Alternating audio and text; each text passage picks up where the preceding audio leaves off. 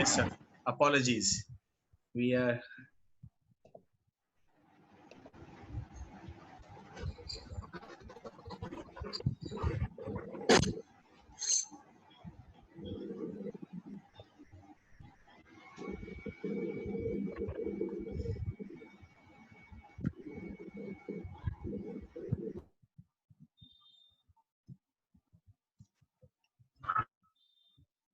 So we'll wait for a while uh, for some of the members who may attempt to re-log in. So the viewers.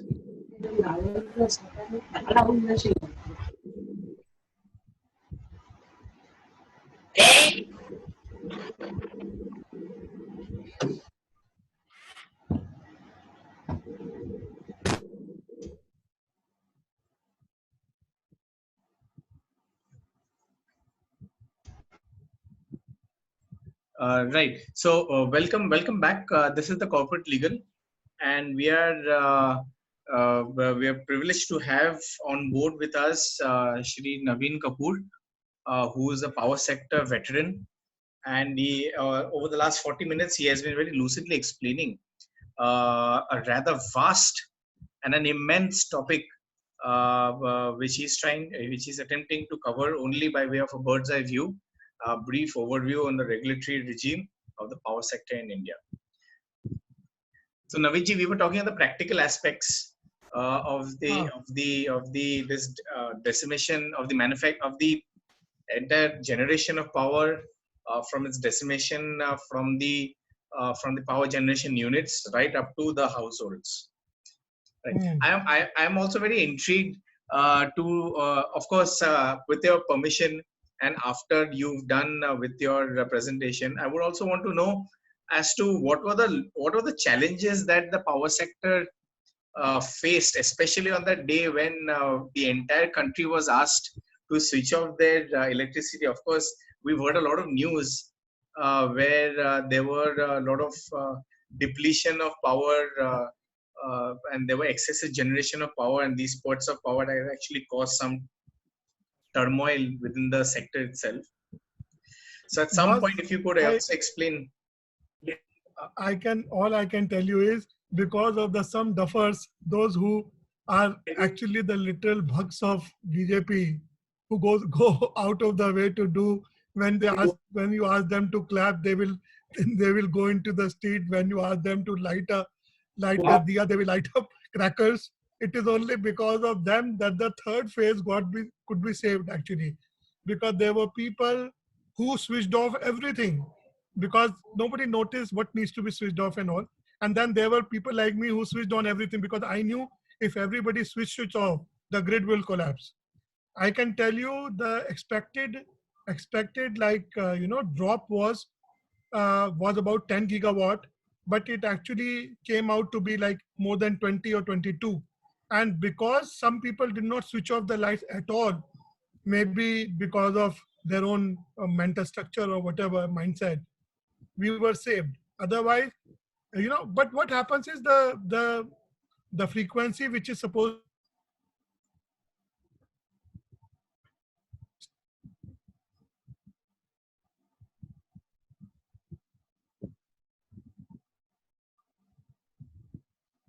when in normal days, when the electricity is being used by industries and households, especially during summer, when there is overburden on the system, the frequency comes down. So if falls below 49.5, the grid is supposed to collapse. Similarly, if people stop using and the frequency goes up beyond 50.5, the again grid can actually collapse. So it has to lie in between. That value of grid frequency has to lie in between, right? So what happens was some people used it, some people did not use it. So what they do is, how they manage, how the government manages is, there is a concept which I had posted in the group also. There's concept called base load plants, and then there are non-base load plants. So what they do is they select those plants which must run, and plants which don't run, and mainly in that category fall the hydro plants. So what they did was they kept the normal gas and coal plant open, and brought, see, as it is, the power consumption had gone down because of the lockdown. So there were many power plants which were already shut down, but because of this appeal to the people by our PM, like, there was a danger that further drop could take place. So fortunately for us,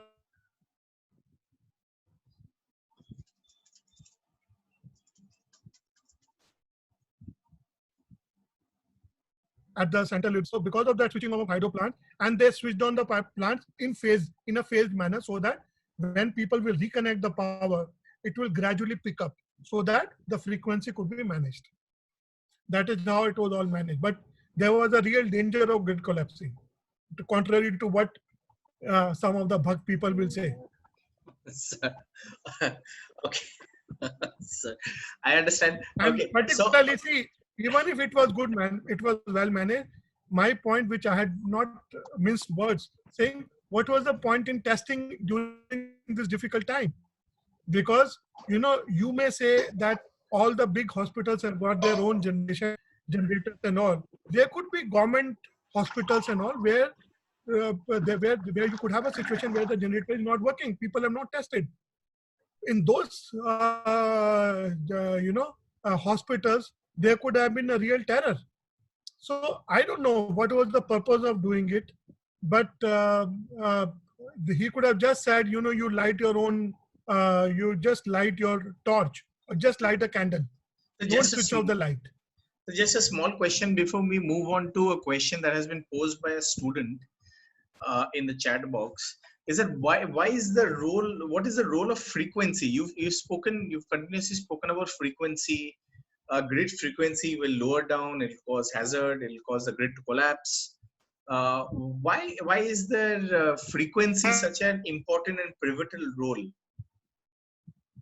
It can be explained by an electrical engineer, but this is something which actually determines whether the grid will properly function or not. All I have seen is in my room, as well as a chief executive, or when I was working with the state utility, all the SCs and chiefs had those frequency meters in their room, and even the MDs, the IS officers, they would just keep watching whether it is between 49.5 or 50, and we were just told that anything below or above can lead to grid collapse. Sir, I may not be able to tell you the technical reasons or to explain it further. I'm not the right person. Sir, there is a question that has come from one of the students. So with your permission, can I read that question? Yeah. So he says that my question to you is regarding your journey. What made you interested in the Electricity Act and power sector? What's the scope for a law student who is interested in law and business aspect of power sector? What's the environmental impact on electricity generation? What's the link between Electricity Act and Environmental Act? So he's really talking about his journey and what are the aspects for a student who's interested in this sector. See,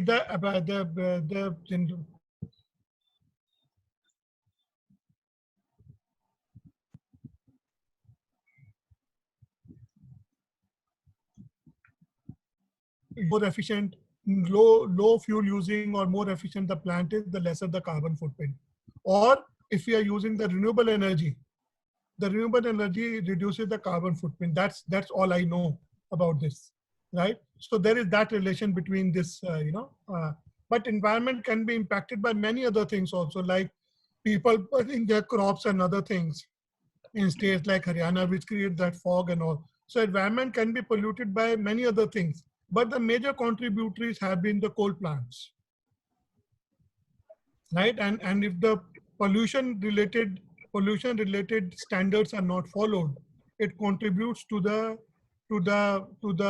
tapering off of the ozone layer, which has its own impact. And as regards my journey, just to tell you that I am also a law graduate, but fortunately for me, when I started when my job as a CS, I was never interested in only CS. As in BLB, where I started my job, I also looked after investment banking and even share broking. I was a market trader, apart from being a company secretary.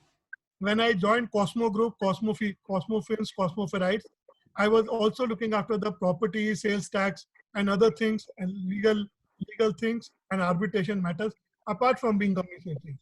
When I joined electricity utility in Haryana,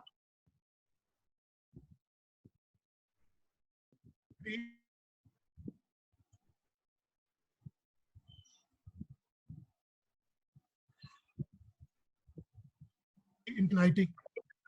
In between, I had done my MBA in finance because I was deeply interested in the finance domain, coming from the commerce background. So uh, in IT, I was made to do software development through my teams, do as a studies, to be studies, business process engineering and all, which made me come to the electricity consulting sector. I was mainly a BPR guy and system-oriented guy, but once I was a consultant, I was a consultant. So I started doing a lot of studies and got into the electricity consulting part. And once you are part of the electricity consulting, I came into reforms, regulations. I started doing the distribution consulting to utilities, which brought me back into operation in a company called FEDCO, Feedback Energy Distribution, where I occupied the position of whole-time director, executive director, corporate affairs, and also looking after IT and other stuff. And then I took up the job of the CEO of one of the power distribution utility in Nigeria because of my multifarious qualification as well as some bit of experience in the entire area of power distribution, whether from finance, accounts, regulatory, legal, company secretary. So, so that has truly been extensive. Which brought me whatever I. It's truly been extensive. I'm basically a transitional consultant. That is why I say I'm not a law practitioner, but I'm a transitional consultant, which involves many things, including financial modeling, including DPRs, including the contract reviews and framing, and also the transaction structuring. Right, sir. So you can continue with the presentation. Yeah. So this act received the assent of the president on 25th May and was notified on the 2nd June. The state that it applies to the entire country except JNK. Now, the fate of the JNK not yet known because till the amendment is notified, these words have not been modified. In the act, it still continues to mention except the state of JNK, which is no longer there now. Because the state has been itself divided into two UTs, JNK and Ladakh. And it comprised 18 parts which are mentioned in the box and one schedule comprising of 185 sections. I mentioned that the act, it is not a very lengthy legislation, but at the same time, it only points out towards certain things and the details are far too many.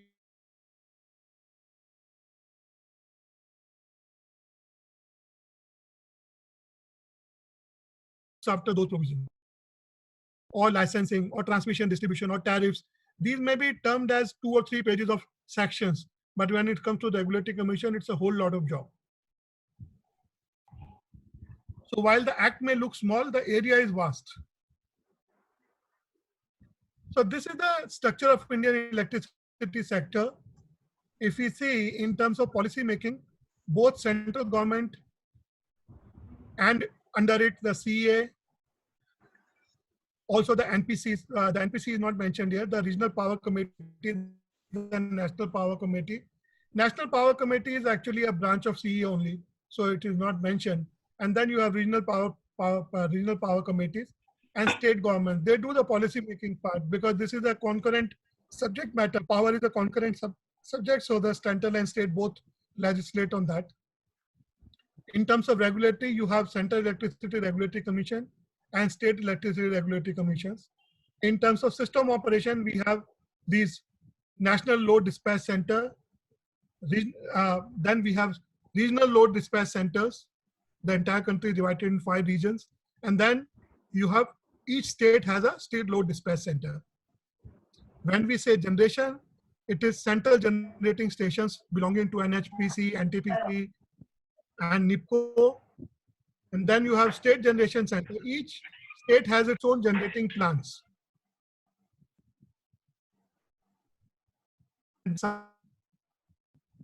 Asan, Mundra, these are examples that the state transcos like Maharashtra Transco or GETCO, or in Haryana we say um, uh, Haryana State Transmission Company, Vidyut Prasaran Nigam as we call that. And then we have DTL, Delhi Transco. Then private sector players which have obtained those IPTC, they have bid for IPTC and taken license for private transmission of electricity. And lots of them belong to Adani now.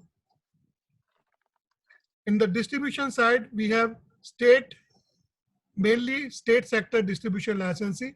There is no national level state distribution. It is at state level. And then we have private sector distribution licensee and franchisee, which are part of the licensees themselves. So in terms of private sector distribution licensee, in Mumbai, we have Tata Power, Adani Electricity. Then in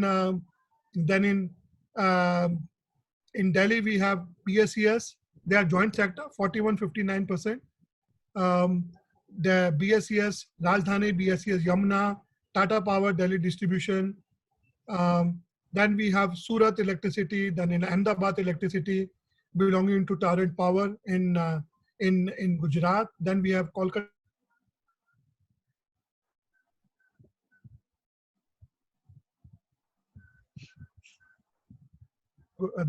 And they also have this another company called Noida Power Company, which is which is supplying power to Greater Noida. And then we have some small companies like Mihan. I think in Nagpur they have a small utility. Then they have your distribution franchises in the state of Meghalaya. You have in Maharashtra. You have in Rajasthan for Kota and Ajmer and things like that. So we have distribution licensee, state sector licensees, and distribution franchisee at distributors. Then in terms of market, we have trading licenses, both interstate and intrastate. We have licenses at the interstate level, which trade electricity in multi-states at multi-state level. Then we have intrastate electricity traders, which deal in trading of power within a particular state. Then we have power exchanges, and then there are bilateral markets. Bilateral markets are between two parties. So this is in brief the structure of Indian electricity sector.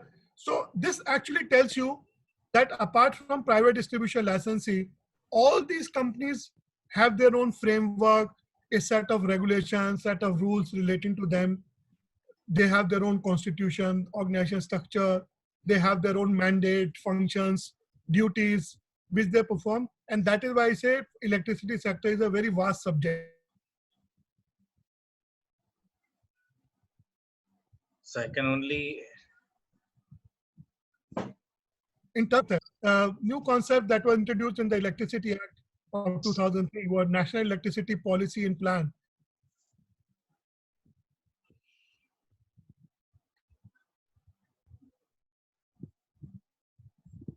And tariff basis, introduction of multi-year tariff, and in terms of constitution of appellate tribunals. This presentation is actually now divided into separate chapters, as I have given in the bullets. Restructuring of the act, for ease of understanding, I have actually divided the act into different bullets, like restructuring of provision related to erstwhile HCBs. What is the role of government? The provisions of Electricity Act with respect to rural electrification, role of Central Electricity Authority, role of Electricity Regulatory Commission and APTEL, then provisions related to generation, transmission, distribution, tradings and market development, tariffs, consumer protections, and theft of electricity in terms of penalty.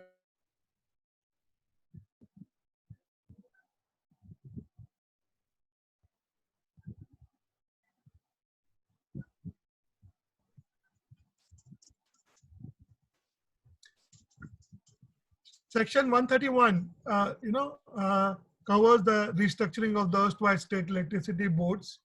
A transfer scheme had to be prepared by the state board. This is actually a bygone kind of laws. Everything has already happened. Transfer schemes were prepared by the state government for formation of subsidiaries, division, amalgamation, to with taking into point the promotion of profitability and visibility of the resulting entity, ensuring economic efficiency, competition, and consumer interest. And it also covered defining the property rights and liabilities to be allocated and enforceability thereof, and function and duties of the transferee. So this transfer scheme was to be prepared by each state governments, outlining what will be the separate utilities that will be formed, what will be their structure, and why those structures have been chosen. For example, I'll tell you a very classic example, just to spend few seconds on this. When I was working in Haryana, those of us who have visited Delhi and nearby areas will know that there's a place called Rohtak. Rohtak, Rohtak is very close to Delhi, about 60-70 kilometers. And then there's a place called Bahadurgarh, which is at the border of Delhi. When we entered Haryana, surprising.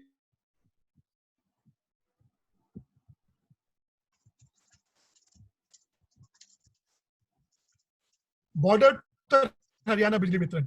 While Gurgaon, which is again sharing border with Bahadurgarh, was part of the Dakshin Haryana Bijli Vitran. When I used to go to Hisar at my headquarters from Delhi, from my home, I would go through Uttar Haryana.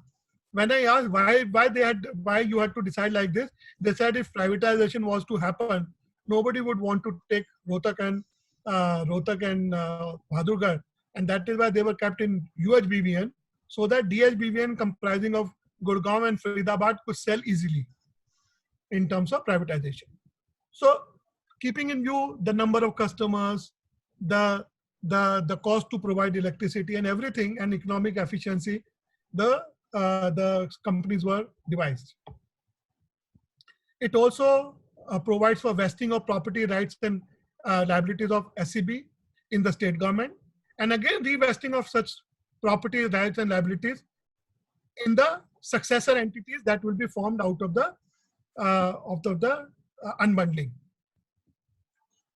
So in case of Haryana, as I can tell you, they first had generation company and transmission company, and then from transmission company they took the transmission company function with themselves, Haryana Vidyut Prasaran, and two companies were carved out, Uttar Haryana and Dakshin Haryana, to give distribution business to them.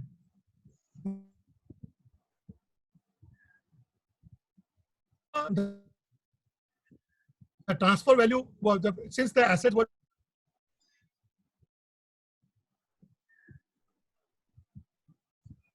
and in case of privatization, wherever it was to be done, it had to be done on the fair market value to be paid by the transferee. And board had to cease to exist, though there were some provisions which enabled some boards to continue, because the timeline was very flexible and there was enough flexibility given to the state electricity boards to continue to function once the act was notified. They had to unbundle within a certain time frame.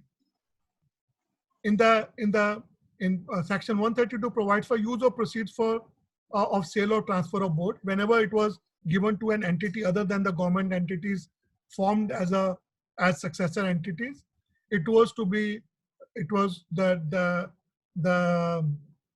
proceeds had to be first applied to the dues of officer and employees of board, and then payment of debts. For example, in Nigeria, where I happened to handle their privatization, the entire privatization proceeds were actually used to pay to the government as a severance package, while the government took over the debts.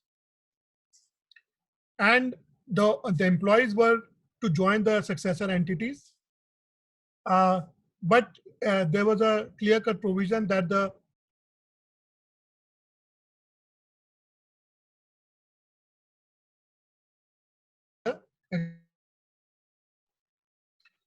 So the State Electricity Board was to be deemed to be the state transmission utility and a licensee under the provision for a period of 1 year from the appointed date, that is a date notified by the central government.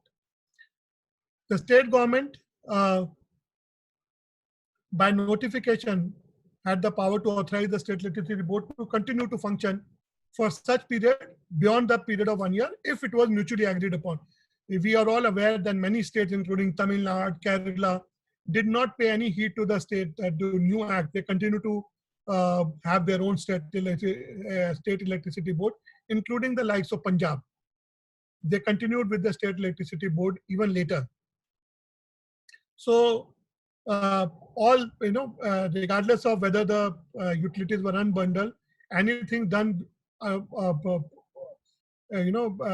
if the repeal law were enforced. And after the in terms of these provisions of Section 172, the undertaking of the SEBs after the expiry of the specified period were to be transferred in terms of the provision of Part 13 of the Act, which is this only. The state government by notification declared that annual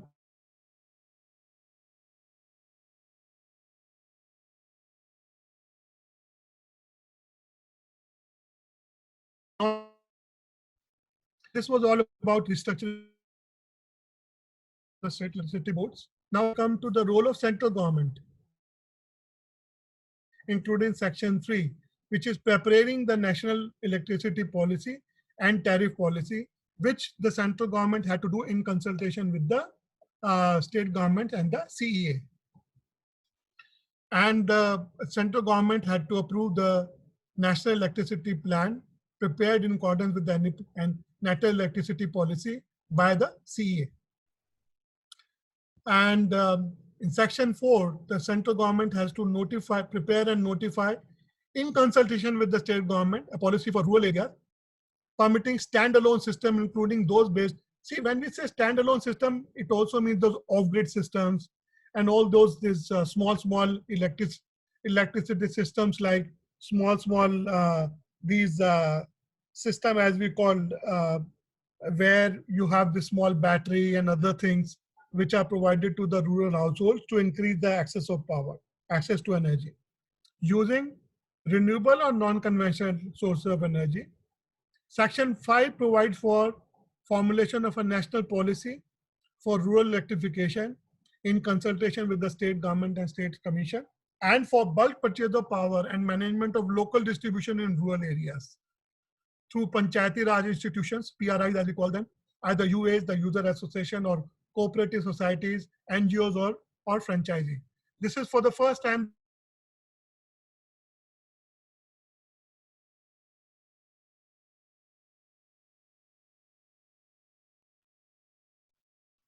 the government shall prepare and notify in a policy for rural area proposing. This I have already covered, Section 4 in the previous slide, and Section 5 I have also covered. Rural electrification and bulk purchase of power and management of local distribution through Panchayati Raj institution and all. The state government and the central government shall jointly endeavor to provide access to electricity to all areas, including village and hamlet, through rural electricity infrastructure and electrification of household. Those of you who are in picture, Mr. Goel, the Minister of Power, has been posting those updates as to how many villages are still to be electrified, how many have been electrified now. Earlier in the RGGY, the definition was 10% of the household plus the school, medical centers and all. But with this new government, they said no, it has to be each and every household to get electricity and access to electricity. Then only we call it a proper rural electricity infrastructure. 8th provision to Section 14 provides that no license will be required if a person intends to generate and distribute electricity in a rural area, to be notified by the state government. So the rural areas are to be notified by the state government. So, but it is subject to compliance with Section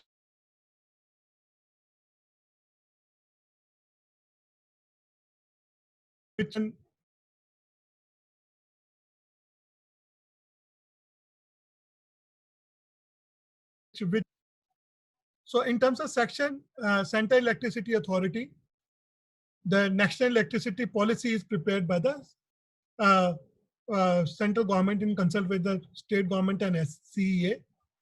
The aim is to have optimal utilization of resources, because coal, natural gas, nuclear substance, hydro, renewable are all, while the renewable energy is not in short supply, the rest of the other fossil fuels like coal, natural gas are all limited supply.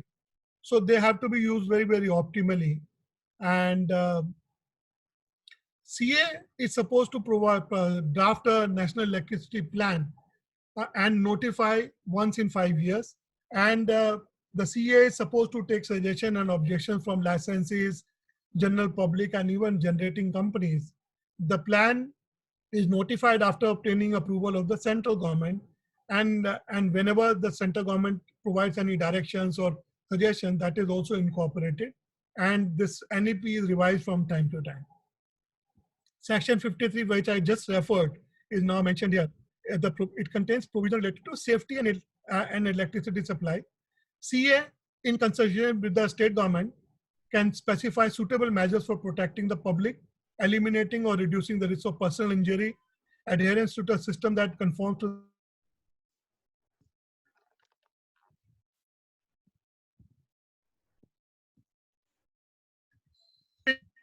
of maps to be taken to any electricity line or plant or appliance under the control of a consumer for eliminating or reducing the risk of personal injury or damage to property. See, here the underlying aim is to protect to ensure the safety and security of the customer and reduce the risk of personal injuries. The functions and duties of CA are mentioned in section 70 to 73. We can always refer them. In section 74, a duty has been cast on every licensee, generating company or person generating electricity to furnish such statistic returns or information relating to generation, transmission, distribution, and trading and use of electricity at such times and in such manner. And generally, this when we go to the CEA's website, they also publish these statistics from time to time, which is used by many utilities and researchers and consultants like us for drawing different conclusions as to how the country is proceeding towards certain goals. The role of the functions and duties of central CA as mentioned here. The CA comprises just a minute. It is an advisor to the central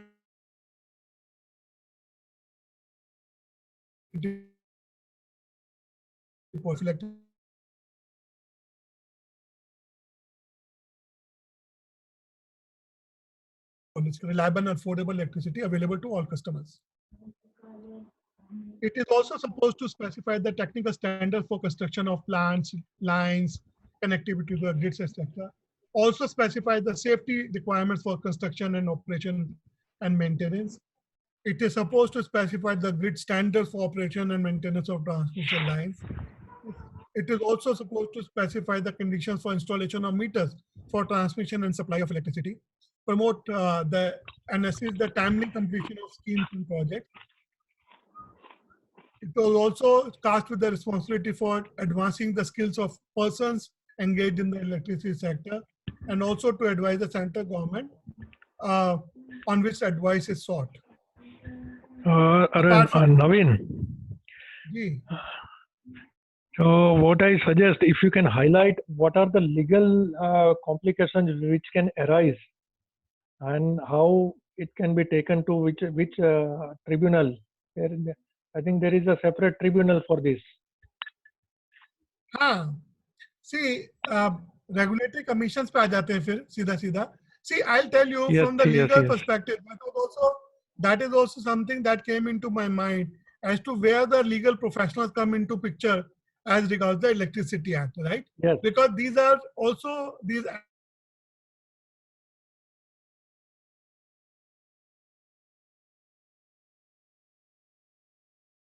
So in terms, there is all these acts where some penalties and prosecutions happen for the customers and the utilities, where there is opportunity for the legal professionals. Then there are these legal regulatory commissions, right? Regulatory commissions. We have engaged lawyers to make our case for filing of certain matters, tariffs, and other. And because you need a legal person to speak in front of the regulatory commission, sometimes the utilities speak. Otherwise, we engage our legal representative in the utilities or the legal professional to make a case to the regulatory commission, because they are supposed to be good orators, right? And they are also very comfortable in front of the regulatory commissions. So whenever there is any dispute which regulatory commission can handle, or the regulatory matter with respect to tariffs or any other matter that the regulatory commission handles, which is provided here, generation companies tariff, or the interstate transmission, or adjudicating disputes between generating companies or transmission companies, or grid standards. So any dispute with respect to this, the lawyers come into picture.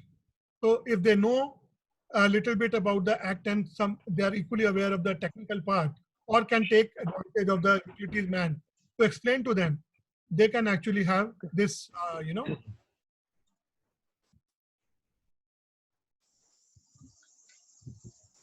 Okay.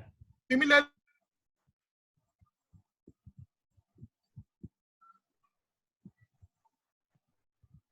from the CERC. Earlier it was like, now it is only 24 because J&K is now 2 UTs. Then there are 2 joint commissions, one for Manipur and Mizoram, and the other one is for all the utilities combined together. So the functions of SERCs are also some bit similar to the CERC, but at the state level. So all representation which the legal professionals can do to the CERC, they can as well do to the SERCs in the state. Okay. Right, so Naveenji, we just 3 minutes short of the end of this session too.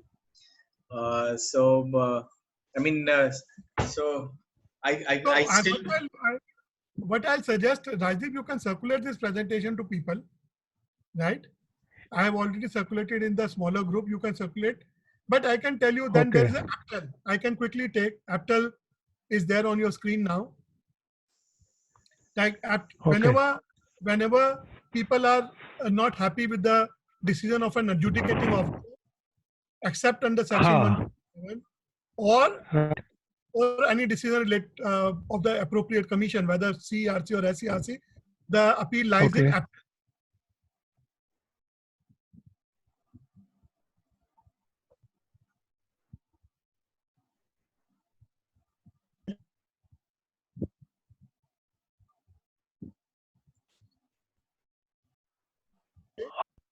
Okay.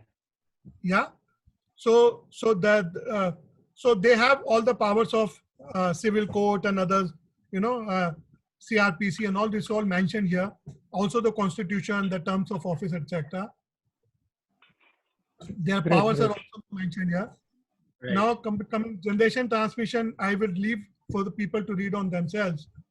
And tariff, I have already said, we can tariff. We're in our last minute. I will just cover this. Another provision for electricity redressal forums and ombudsmen. So electricity ombudsmen and all are there in the state level. They handle the complaints of people, grievances of people when they are not heard by the utilities. So there also a role for the legal professionals come. I can tell you about my role in the Haryana utility and Nigeria. Most of the people who were agreed by the utilities in terms of tariff, metering, billing, they would go to the forums and also issue notices to their lawyers.